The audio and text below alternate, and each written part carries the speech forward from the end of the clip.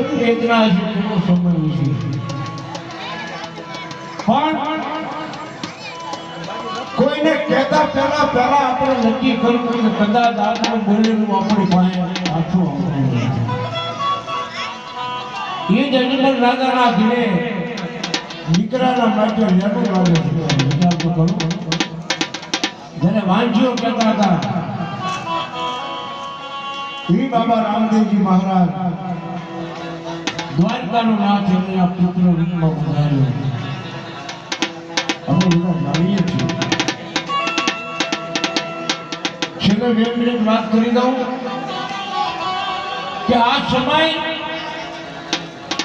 જ્યારે 1414 રામદેવજી મહારાજ પધાર્યા ત્યારે ઇસ્લામનું શાસન હતું.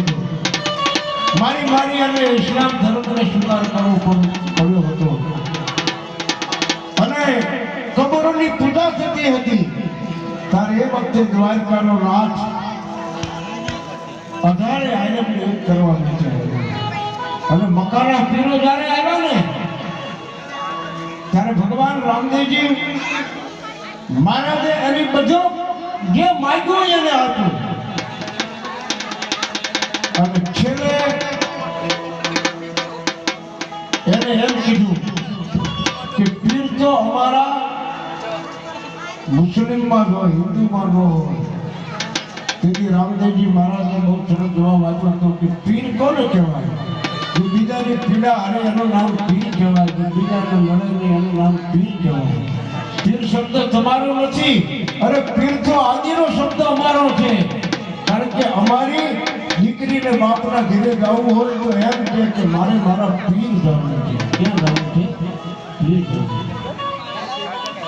આ રામદેવજી મહારાજ આ દ્વારકાનો નાથ એની હયાતીમાં એના મરેલા મળતા બોલાવ્યા.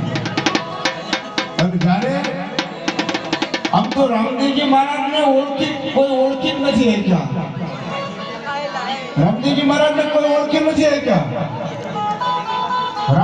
રામદેવજી મહારાજને એમના બેન ડાલીબેન પણ એક ઓળખી ગયા હતા. ધર્મની માનેલી બેન ડાલી કરી હતી એ ઓળખી ગયા. સગુણા ઓળખી નથી શક્યા. જો સગુણા રામદેવજી મહારાજને ઓળખી ગયા હોય તો એના ભાણુભાનું મૃત્યુ થયું ત્યારે રામદેવજી મહારાજને કવરાવેણ ન બોલે, સગુણા કવરાવેણ બોલેલા કે હે ભાઈ હું તારા વિવાહને માણવા માટે આવ્યો.